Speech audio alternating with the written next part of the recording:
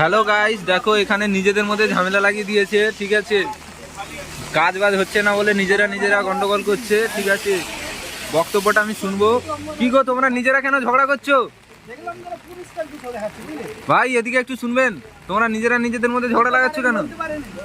আপনারা নিজেরা ঝগড়া করছেন কেন?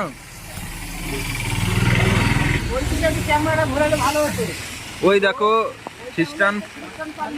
হ্যাঁ বলুন। ওই তো দেখে দিয়েছি।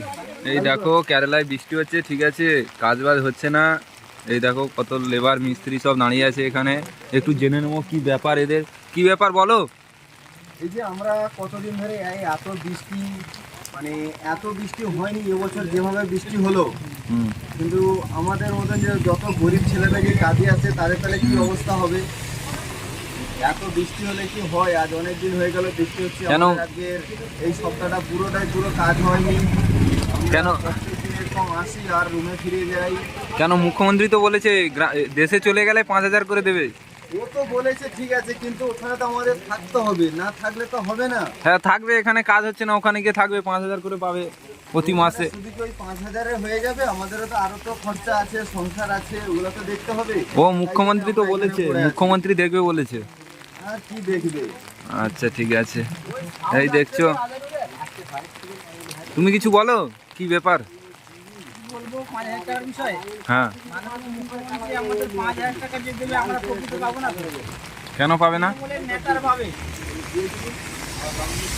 তৃণমূলের নেতারা 5,000 করে পাবে। আমরা এখানে এসেছি আজকে 2 মাস।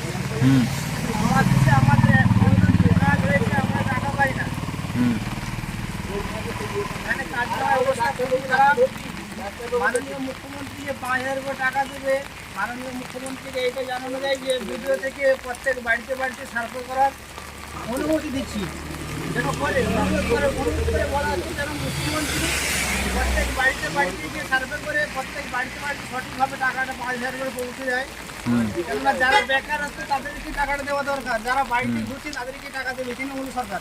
হুম এরপরের বক্তব্য আমাদের এই ভাইজান বলবে, আব্দুল সালাম ভাই। হ্যাঁ আপনি বলুন কিছু। বলার মধ্যে এই যে আমরা গত আজকে 1 মাস ধরে বসে আছি, হ্যাঁ আমাদের অতিরিক্ত বৃষ্টি হচ্ছে। দেখো বৃষ্টি চলছে। ঠিক আছে, কিছু বলতে চান? ঠিক আছে,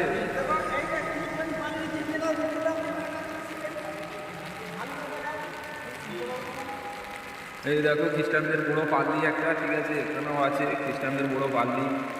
ঠিক আছে, আর আমার প্রতীকটা